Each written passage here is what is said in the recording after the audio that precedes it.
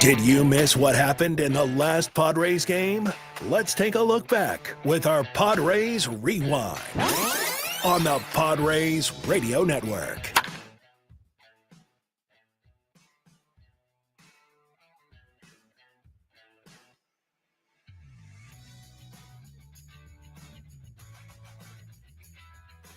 Way back, gonna go. Second home run for Cam Smith, and it's a go-ahead 3-run shot here in the second inning into the Crawford boxes. So a 3-1 Astros lead. Astros got another run in the third to make it 4-1. 2 outs. Yainer Diaz swings at the first pitch, just kind of loops it into shallow left center. A base hit to bring home a run. Gonzalez sends it into second, but a loop base hit for Diaz, and the Astro lead is now 4-1. In the top of the fourth inning, Xander Bogaerts led off the inning with a double. He was on third base with one man away for Oscar Gonzalez. 1-2. Gonzalez on the ground the other way beyond Rogers' dive into right field and a base hit. Boy, Oscar Gonzalez has a real idea at the plate. He's 2 for 2. That's an RBI single, and the Astro lead is now 4-2. That's all the Padres scored in the fourth inning. In the bottom half, Cam Smith got Kyle Hart for another.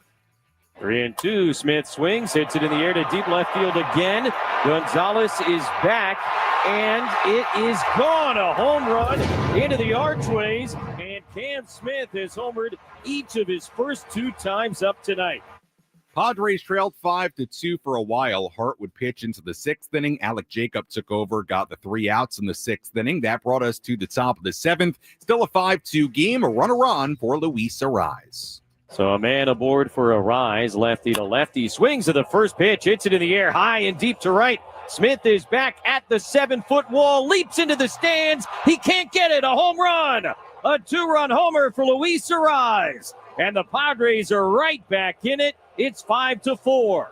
Already the third home run of the season for Arraez. Padres trailed 5-4 going bottom 8. The Astros would get a run against Yuki Matsui in the bottom of the 8th inning to make it 6-4. Former Padre Josh Hader retired the side in order in the 9th inning. Final score in the series opener on Friday, Astros 6 and the Padres 4. And it sets things up for the second game of this 3-game set. As always, if you want to get involved on our pregame coverage, you can do that in a number of different ways. You can find me on X or Instagram at SammyLev, SammyLev. You can shoot me a DM on Instagram with your key to today's game. May just read it live here on the air. And if you happen to be watching on the 97.3 The Fan YouTube channel, you can comment on there as well. May just read your comment coming up later in our pregame coverage. Let's go to H-Town. Let's take a trip up to the Padres broadcast booth for a deep dive on today's matchup with Jesse Agler in our Padres game preview on the Padres Radio Network. Jesse, before we get to the particulars of today's matchup, game 2 of this 3-game series, let's talk a little bit about Luis Arraez. Very good day yesterday, 3 hits. He already has 3 home runs this season. How would you characterize the start to Luis's season so far? Yeah, at the beginning it was maybe a little bit up and down, but it seems like he's certainly on the way up. 389 average in his last 54 at-bats, 3/4 of the way to his home run total from last year. And, I mean, he'd been telling us since spring training that there were going to be more home runs in 2025. And obviously proving his point here. I think the career high is 10 a couple of years ago with the Marlins when he hit 354. So probably gives you a little bit of an idea maybe of where he's kind of aiming for, if there is such a thing as aiming for a number like that. But, what I like is it seems to me that every time Luis Arraez tries to hit a home run or does hit a home run, the situation makes absolute sense for it. And that was very much the case in the 7th inning last night. Padres really needed a bolt in that situation, and he got it. The one I remember so well from last year was in Cincinnati against Nick Martinez leading off, and they had been shut out the night before, and he wanted to just get the offense in gear right away, worked himself into a long count with Martinez. As he told me when we talked about it, he pretty much knew he was going to get a changeup, and he was ready for it, and he hit it out. So he's obviously a great hitter, but he's also a really smart hitter. And like seemingly everybody else on this team, just always ready to do what the moment is calling for. Switching gears to today's game in particular, Connor Joe will get the start in center field. We found out just a handful of minutes ago that Tirso Ornelas has been called up to the major leagues for the first time. Jason Hayward going on the IL with left knee inflammation. So, Jesse, for a team that's 15-5, they are dealing with a lot of injuries, and in particular in that outfield right now, Connor Joe will make his first appearance in center field ever in the major leagues. Doesn't have a ton of experience out there, and I suppose, Jesse, the Padres are going to have to keep on figuring this out and trying to win some games despite some pretty significant injuries right now. Yeah, no doubt about it. And center field, that's not an easy one necessarily, right? I mean, you think about who a center fielder is, and Jackson obviously has really handled himself nicely there. But a guy like Brandon Lockridge, also on the IL, as you noted, is a true, kind of backup, do everything outfielder. Now you're asking some square pegs maybe to play round holes, and that's always, going to come with some baggage, I think. And so, yeah, it's Connor tonight. Tirso, I know, is starting to play a little bit of center field in El Paso. Obviously, with this in mind, Bryce Johnson reacquired in that trade a couple of days ago. He's a guy that probably fits a little bit more into the Lockridge mold of a true center fielder or a true guy who can do all three things. So, yeah, I mean, it'll be mix and match a little bit here. Obviously, best case scenario, birthday boy Jackson Merrill gets back very, very quickly. But as we've noted from the start, any of these soft tissue things, these hamstring things, they are notoriously difficult to predict in terms of how long it might be. So, yeah, I mean, it's just sort of the reality of the moment for the Padres. And Lockridge's injury certainly threw a little bit of a wrench into it because I think they felt good about having him as the guy with Jackson out just because he plays a good center field, a really good center field. So now it's going to be a little bit different, at least for the immediate future. And yes, a very happy birthday to Jackson Merrill, who turns 22 years old today. And one way you can kind of have a cure-all for the injuries, Jesse, is by great starting pitching. Michael King on the mound today for the Padres. Obviously, tremendous start last weekend against the Rockies. What have you made of Michael's start to the season so far? I mean, how many times can we say picking up right where they left off about different things, all positive? And Michael King certainly clicks into that. I mean, he's been awesome. I know the Rockies are not a good offensive team, but I don't care who you're facing in the major leagues. You throw a 2-hit shutout, I'm impressed. And, I mean, in a day and age in which nobody is generally economical enough to be able to go the distance, Michael did that last time out against Colorado, and he was toying with those guys. He really was. He is on his way to making himself an awful lot of money this winter. That's what Michael King is doing. And, you go back to last year, I don't know, the date I maybe pick out as when it really got going for him on all cylinders was June 29th of 2024. And in 18 starts since then, the end of last year, the beginning of this year, guy is 11-4 with an ERA just over 2. I mean, that's how good he has been in a pretty good stretch there. And he has proven to everybody that, this is not a fluke thing. All that talk about, can he be stretched out into a starter? It's really no longer a part of the conversation. It's part of the story with Michael King, but it's not part of the conversation anymore. And he's just been awesome. And obviously a very good test here tonight in Houston. The Astros, slow start offensively, but a lot of talent in this lineup. Yeah, a lot of talent, including Cam Smith, who obviously had the 2 home runs yesterday. Today we get a look at another guy the Astros got in that trade for Kyle Tucker with the Cubs this past winter, right-hander Hayden Wesneski on the mound for the Astros. Today we'll have more on Wesneski coming up a little bit later. Jesse, as always, appreciate the time. We'll talk to you and Tony coming up at 4 p.m. here in San Diego. Thanks so much. You got it, Sam. All right, that's Jesse Agler joining us on our EcoWater SoCal Padres pregame show. Again, first pitch at 4:10 for game 2 of this 3-game series in Houston. We go out to Jesse and Tony at Daikin Park in Houston, Texas at 4 p.m. When we come back, we hear from Padres manager Mike Shildt. We will have the full injury report for you a little bit later. You heard me mention there, Tirso Ornelas getting called up to the big leagues for the very first time. I'm sure we'll see his major league debut at some point here in the coming days. Jason Hayward, who was a late scratch from yesterday's lineup, he was put on the IL with left knee inflammation. We'll get deeper into that a little bit later in our pregame coverage. First pitch coming up at 4:10. Our EcoWater SoCal Padres pregame show continues after this. Stay tuned to the EcoWater SoCal Padres pregame show.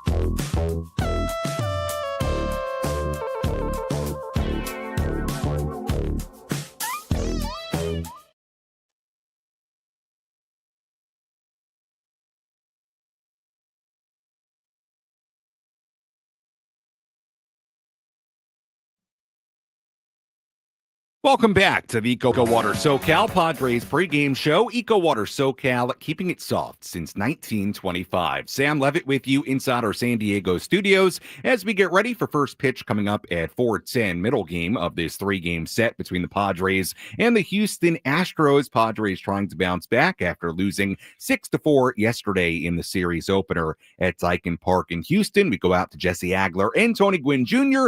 in just about 35 minutes, top of the hour at 4 p.m.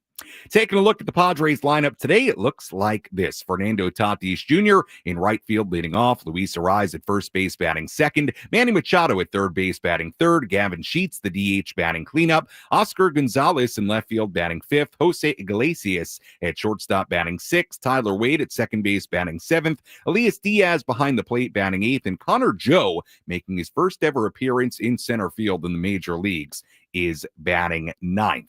One absence from the lineup, you might have noticed, no Xander Bogaerts in the lineup today for the Padres. Let's hear more about that from Padres manager Mike Shildt.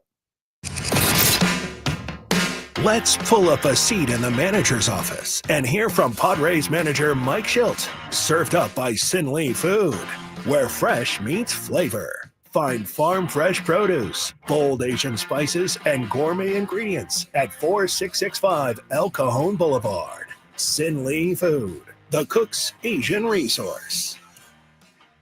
Yeah, we're giving Bogey a day off. That was scheduled about 4 or 5 days ago, talking to him.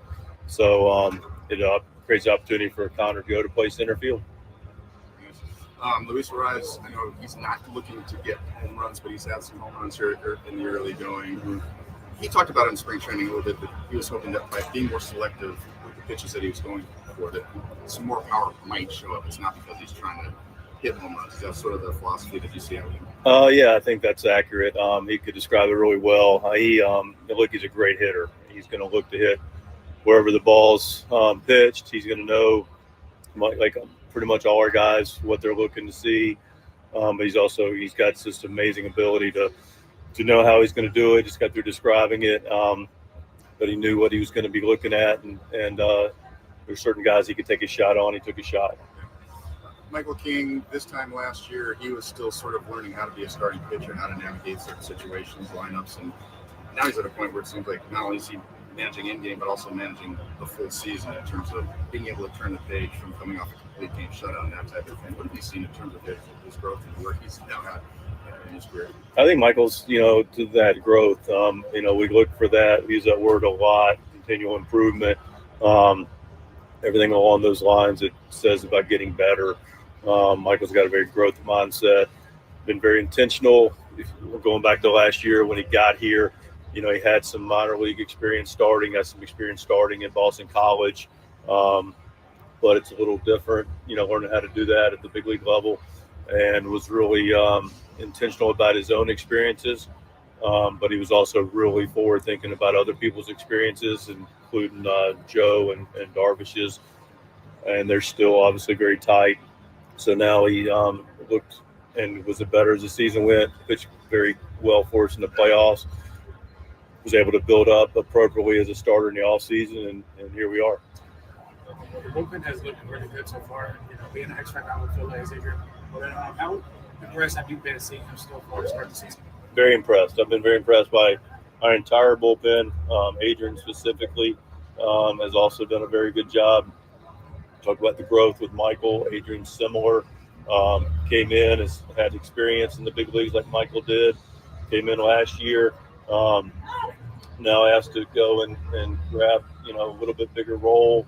Grabbed it, got bigger roles, and now he's a guy that we can confidently run out in high leverage regardless. He's closed a game this year for us early in the season.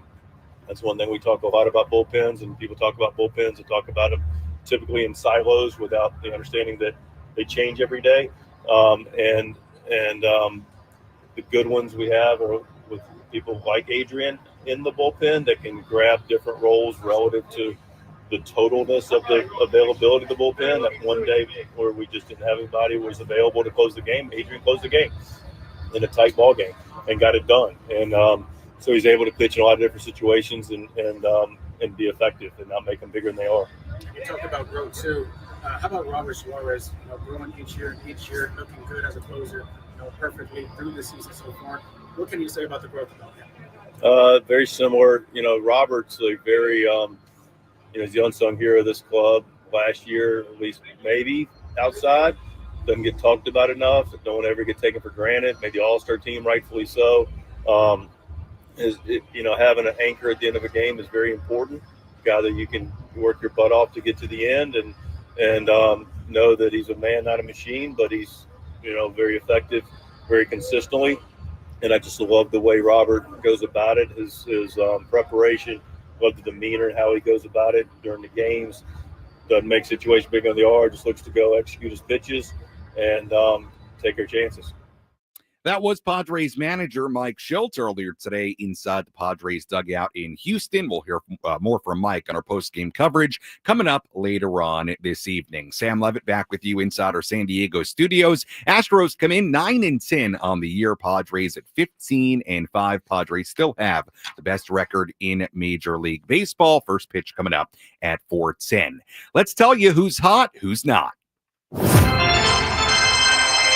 Which player is locked in at the dish? Who needs to kick things up another notch? This is Who's Hot, Who's Not on the Padres Radio Network.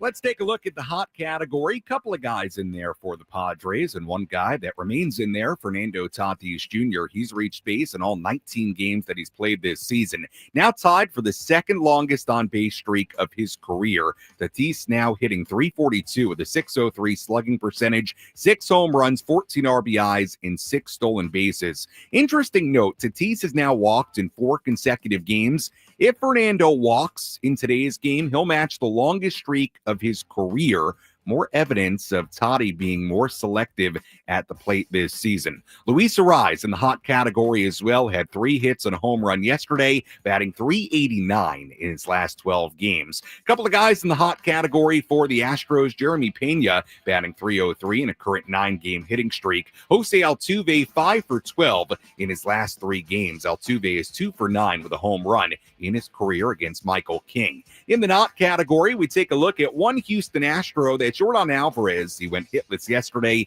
hitting just .210 now on the season with 2 home runs in 18 games. And that's a look at who's hot, who's not as we get ready for the middle game of this 3-game set. Let's take you around the horn.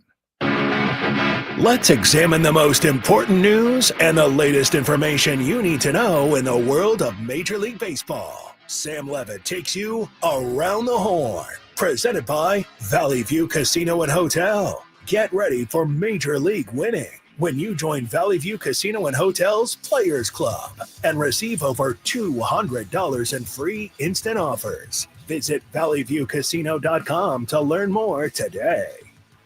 Let's take a look at some injury news from around the major leagues, including 2 pretty significant updates in the National League West. Dodgers putting right-hander Blake Treinen on the IL earlier today with forearm tightness. Evan Phillips was activated for the first time this season for LA. Red Sox reliever Liam Hendriks has been activated for the first time in nearly 2 years. Hendriks, as you probably know, has had quite a journey the last few years. He was diagnosed with stage 4 non-Hodgkin lymphoma in 2022. 3-time All-Star, returned to the mound in May of 2023. He made 5 appearances, then went on the IL with right elbow inflammation, had Tommy John surgery in August of 2023. After the season, he was voted AL Comeback Player of the Year for 2023. And Liam Hendriks, again, activated by the Red Sox. And when he does pitch in a game, it'll be his first game in the major leagues in nearly 2 years. So good for Liam Hendriks. He's been through a lot.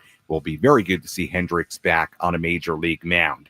Rockies putting starting shortstop Ezekiel Tovar on the 10-day IL earlier today with a left hip contusion. So the Rockies will be without their star shortstop for a little bit of time, and that's a look at some of the headlines from today around the major leagues. And in our next segment, we'll have a full look at the out-of-town scoreboard. When we come back, we hear from Joe Musgrove about his rehab process as he recovers from Tommy John surgery. We'll also hear from today's starting pitcher, Michael King, coming up a little bit later. Our keys to the game, much more to get to as we get you ready for first pitch coming up at 4:10 in Houston, Texas. This is the Padres Radio Network.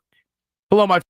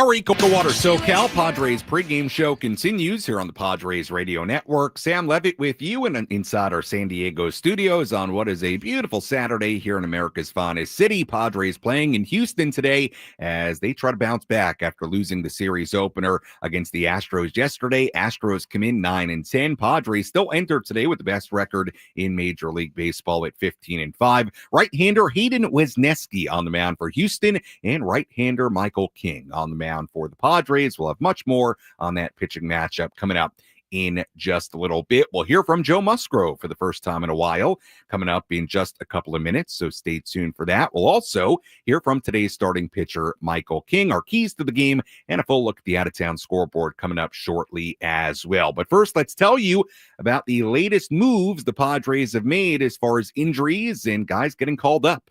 Who's in? Who's out? This is the Bada Fulkerson Injury Report, presented by San Diego's Bulldog Injury Attorneys, who hope you're never in an accident. But if you are, make Bada Fulkerson the first call you make. Hit them up 24/7 at badafulkerson.com. Well, yesterday we told you about Jason Hayward getting scratched from the lineup due to left knee soreness, and we found out just a little while ago that Hayward is going on the 10-day IL with left knee inflammation. Corresponding move for the Padres, they called up outfielder Tirso Ornelas from AAA El Paso, And when Ornelas makes his major league debut, he'll be the 28th Mexican-born player to appear for the Padres in franchise history, the most of any team in the major leagues. It is the first time that Tirso has been called up to the Padres, to the major leagues, and presumably he'll make his debut at some point here very soon. So a congratulations to Tirso Ornelas. He's been in the system for a long time. Comes up to the major leagues for the first time, but again, Jason Hayward is going on the IL with left knee inflammation. Astros, by the way, made a move as well. They reinstated right-hander Forrest Whitley from the 15-day IL today. He took the roster spot of right-hander Nick Hernandez. Hernandez optioned to AAA Sugarland earlier today. And that is a look at the updates on the injury front for both the Padres and the Astros. Well, Joe Musgrove continues to work his way back from Tommy John surgery. Of course, Joe had that surgery back in October of last year. We told you a little bit earlier this week that Joe is throwing. He is playing catch, still in the pretty early stages of throwing as he recovers from Tommy John. Musgrove spoke inside the Padres clubhouse earlier this week about what he's up to right now. It's obviously very minimal throwing, 60 feet, 25 throws. So nothing that's making me too sore or something that I can, really feel it with. Also, this is like a part of the throwing process where it's treated more as like an exercise more than it is like a throwing program. So these first couple weeks are very basic, like position player type catch, no delivery focus, which I think is the hardest thing, being away for so long and working on the delivery to be able to maintain some of the movements that I had at the end of last year. I wanted to kind of maintain that. So I've been trying to work delivery, but now that I'm going out playing catch, it's hard to just play catch without focusing on where my arm's at or the positions I'm in. So trying to remove some of the delivery type movements and just play like stationary position player catch for the first couple of weeks has been a little difficult, but I understand it's part of the process of getting where we need to. Kind of like the throwing motion feels really normal right now. I expected a little more trouble or more hesitation, but the shoulder's been the biggest issue, which I've heard from a lot of guys. Not moving in that throwing motion overhead for a while can create some stiffness and like rigidity in the shoulder. We've really focused on that throughout the rehab process. I think the first 2 days were a little rough. Bounce back was a little more sore. Right now I feel great. So I think I'm moving in the right direction. When you're going through your mental reps and you can't pick up a baseball, do you toy with the idea, maybe changing delivery, tweaking something like that? Yeah, at this point in your career, it's really hard to make drastic changes. I think your body has done a motion for so long, and there's parts of my delivery that are probably inefficient, but there's other parts that make me really efficient and that make my pitches and make my repertoire what it is. So try not to go too far away from my strengths. I'd like to straighten up my fastball a little bit and get a little more, carry on the ball, but I'm aware that doing that might cause some decline in the breaking balls and stuff, which is a big part of my game. So I don't want to sacrifice my greatest weapon, but I want to try to improve on some of these weaknesses I had.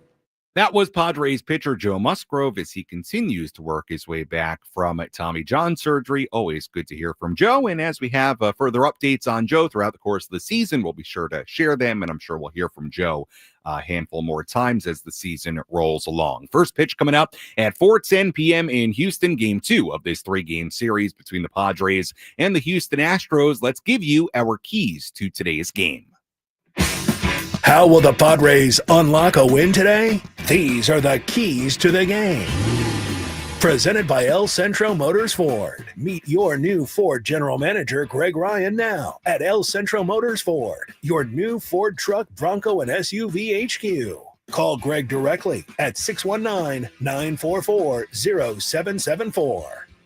Key number 1, control Cam. What a night yesterday for 22-year-old Cam Smith, the Astros' top prospect. He had his first multi-home run game, a career-high 4 RBIs. He entered play yesterday with just 1 home run and 6 RBIs in his first 14 career games.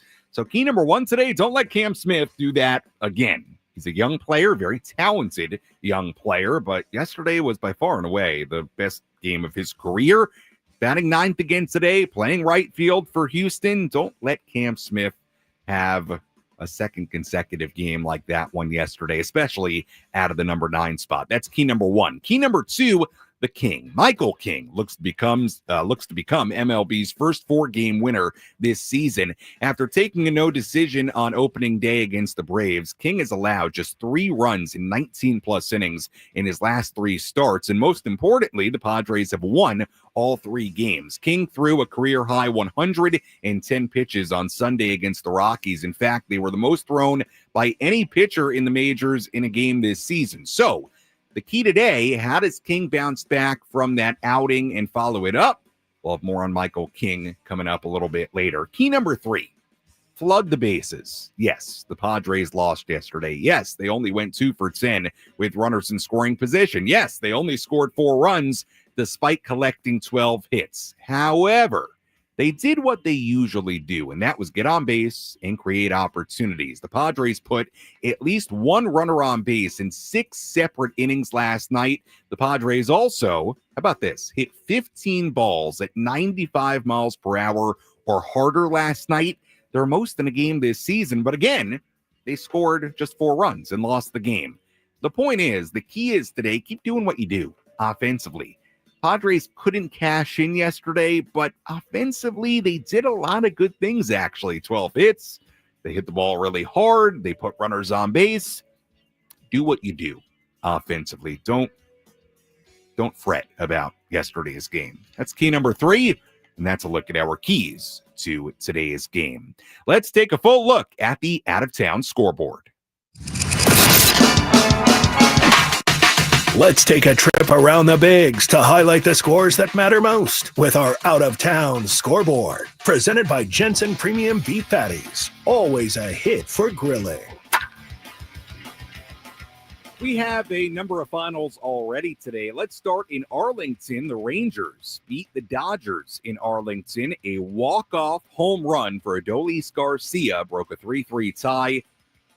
Or I should say, actually, Rangers trailed in that game 3-2 in the bottom half of the 9th inning. It was a 2-run home run to walk it off for Adolis Garcia against former Padre Kirby Yates. How about that? Rangers walk it off on the Dodgers 4-3. Adolis Garcia, a 2-run walk-off blast in the bottom half of the 9th inning. Mets beat the Cardinals in New York 3-0. Kodai Senga got the win in that one. RBI hits in that game for Pete Alonso and Juan Soto. Cubs beat the Diamondbacks 6-2 at Wrigley Field. Seiya Suzuki and Michael Busch hit home runs in that game for the Cubbies. Tigers beat the Royals 3-1 in Detroit. Spencer Torkelson providing all the offense for the Tigers today, a 3-run home run in the 5th inning. Phillies beat the Marlins. They just beat them. Marlins scoring 6 runs in the top of the 9th inning, but the Phillies hang on for an 11-10 win in Philadelphia. Games going on right now. Mariners and the Blue Jays in the 12th inning. Mariners leading right now in Toronto 4-3 in the 12th. Orioles lead the Reds 5-4 in Baltimore in the 7th inning. Guardians lead the Pirates 3-0 in Pittsburgh in the 9th inning. White Sox and Red Sox tied at 3 in the 9th inning at Fenway Park. Yankees lead the Rays 6-4 in Tampa Bay in the 9th inning. Wild one right now in Colorado. Nationals ahead of the Rockies 12-10 in the 8th inning. Games yet to begin aside from this one. A's and the Brewers in Milwaukee at 4:10. Twins and the Braves in Atlanta at 4:15. Giants and the Angels in Anaheim at 6:40. And that is a full look at the out-of-town scoreboard on this Saturday. When we come back, we take a much deeper dive into today's starting pitching matchup between Hayden Wesneski and Michael King. We hear from today's Padres starting pitcher, Michael King. And we also look at one spot in the lineup and spot in the field today for the Padres that you should keep an eye on. First pitch coming up at 4:10 as we get ready for this one right here on the Padres Radio Network.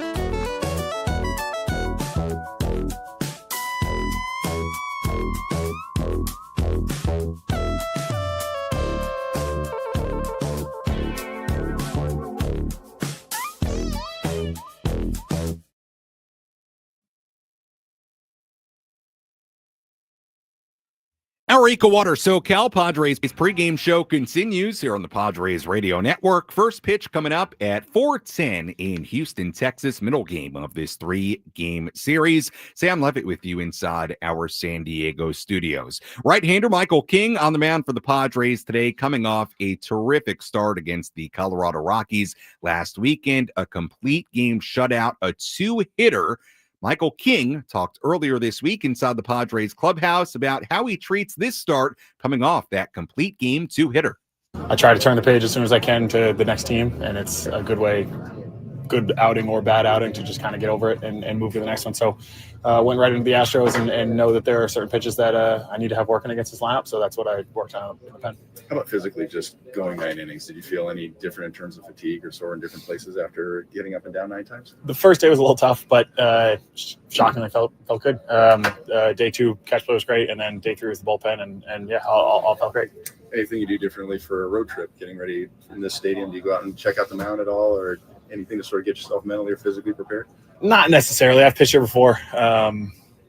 It's a great stadium. They got a great fan base, and it's always pretty loud here. So might have to know how to adjust the pitch count volume when those situations arise. But I mean, it's always fun to go into these away stadiums.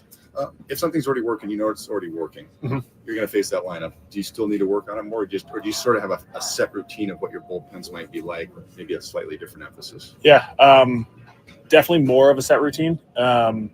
But regardless if it was great in my last outing or poor in my last outing, I make sure that I emphasize it. It's, again, same thing going back. I want to turn the page on that last outing.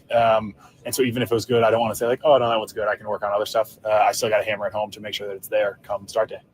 That was today's starting pitcher, Michael King. We'll tell you more about King in just a couple of moments. Padres bullpen has been very, very good so far this season. Despite losing yesterday, they were pretty good yesterday. Padres pen ranking among major league leaders in opponent batting average. They rank first in that category at 167. They have the lowest ERA of any bullpen in the major leagues at 158. They rank in the top 10 in strikeouts as well at 79. Robert Suarez, 11 for 11 in save opportunities, going all the way back to September of 2024. List goes on and on. A lot of accolades right now for the Padres bullpen. First pitch coming up at 4:10. Let's tell you what to watch for in the middle game of this 3-game set. What's the one thing Sam Levitt will be keeping his eye on in today's game? This is What to Watch For, presented by Genesis Home Improvements, San Diego's trusted painting, roofing, and window company. Save 15% today on a new beginning for your home. Visit GenesisHomeImprovementsSD.com. What to watch for in today's game? To me, it's pretty simple. How does Connor Joe fare in center field today? Connor Joe playing center, batting 9th for the Padres. Joe appeared there in 4 games, just over 30 innings with AAA El Paso in the first couple of weeks of this season. But he had never played there before this season. And today, Connor Joe, sort of out of necessity, is in center field in the major leagues. And by the way, if you ever have watched the game in Houston, and I'm sure many of you listening have, including yesterday's game, as you know, it's sort of a quirky outfield in Houston with the Crawford boxes in left. You've got kind of that wall straight across in left center. It's very tall. It's not an easy outfield to play. And Connor Joe will play out there for the first time in the major leagues. And again, he's only played there in 4 games in AAA this season. That's it. So we'll see how Connor Joe does in the outfield today. That's what to watch for in today's game. How does Connor Joe fare in center field? Let's take a full look at our starting pitching matchup between Michael King and Hayden Wesneski. Let's take a look at who's on the bump today with our starting pitching preview on the Padres Radio Network.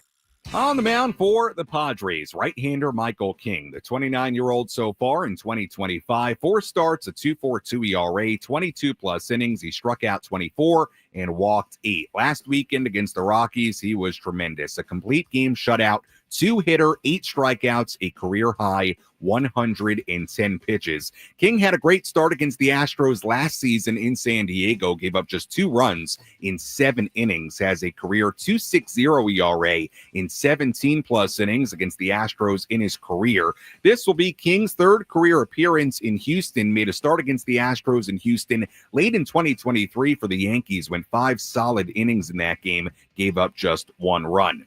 Meanwhile, on the mound for Houston, right-hander Hayden Wesneski, 27 years old. Astros got him in the Kyle Tucker trade with the Cubs this past winter. 2025 as an Astro so far, 3 starts, a 4 ERA, 18 innings, 21 Ks. He earned his first win as an Astro on Sunday against the Angels, gave up 3 runs in 6 innings, a career-high 10 strikeouts against the Angels. About this, of the 68 batters he's faced this year, Wesneski has only allowed 10 hits, 3 walks, and 1 hit by pitch. Among the 70 American League pitchers with at least 15 innings of work so far this year, only Logan Gilbert of the Mariners and Kevin Gausman have a lower opponent on base percentage than Wesneski at 206. So Wesneski has been pretty good so far this year, really has. This is not an easy one today for the Padres offense. Wesneski faced the Padres last May with the Cubs, gave up 3 runs in 6 innings. And by the way, Manny Machado has 3 hits against Wesneski in his career, including a home run. Manny back in the lineup for the Padres today, batting 3rd and playing 3rd base. And that's a look at our starting pitching matchup between Michael King and Hayden Wesneski. As always, thank you for listening to the EcoWater SoCal Padres pregame show. EcoWater SoCal, keeping it soft since 1925. Your water should be perfect. Padres losing the series opener in Houston yesterday. Can they bounce back with a win here on this Saturday? Well, we're going to find out when we come back. Jesse Agler, Tony Gwynn Jr. have the full starting lineups, first pitch, and all the play-by-play. I'll talk to you on our post-game coverage. You're listening to your home for San Diego Padres baseball, 97.3 The Fan, and the Padres Radio Network. Enjoy the game, everybody.